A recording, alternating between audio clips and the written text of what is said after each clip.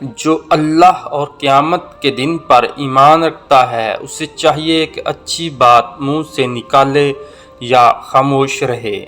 جلد تجربہ کار ہونے کے لیے ایک اصول یاد رکھیں، زبان بند رکھیں، آنکھیں اور کان ہمیشہ کھلے رکھیں۔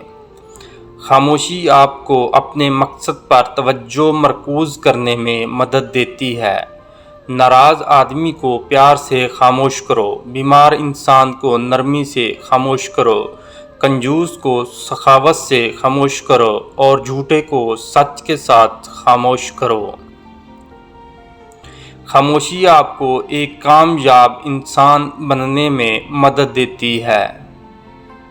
خاموشی آپ کے ذہنی تناؤ کو کم کر کے آپ کو باشعور انسان بننے میں مدد دیتی ہے۔ خاموشی ایک ایسی عبادت ہے جسے فرشتہ لکھ نہیں سکتا، شیطان اسے بگاڑ نہیں سکتا اور کوئی اسے جان نہیں سکتا۔ بولنے کا حق چھینا جا سکتا ہے، خاموش رہنے کا نہیں۔ خاموشی بھی ایک عظیم نعمت ہے، خاص طور پر اس وقت جب اختلافات زیادہ ہوں، آوازیں بلند ہوں، علم کی کمی ہو اور دلیل کی کوئی اوقات نہ ہو۔ خاموش رہنا بہت مشکل ہے، لیکن خاموشی بہت بہترین انتقام ہے۔ خاموشی سے کی گئی دعا اور محبت دونوں ہی بہت طاقت رکھتی ہیں۔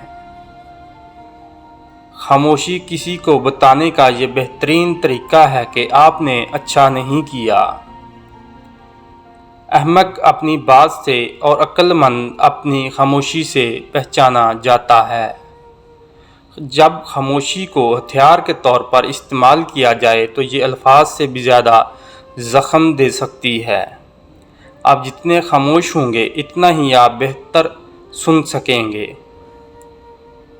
ان کی خاموشی سے ڈرو جن کا آپ نے دل دکھایا ہے، کیونکہ اگر انہوں نے کچھ کہا نہیں یا کیا نہیں تو بدلے میں اللہ ضرور کرے گا۔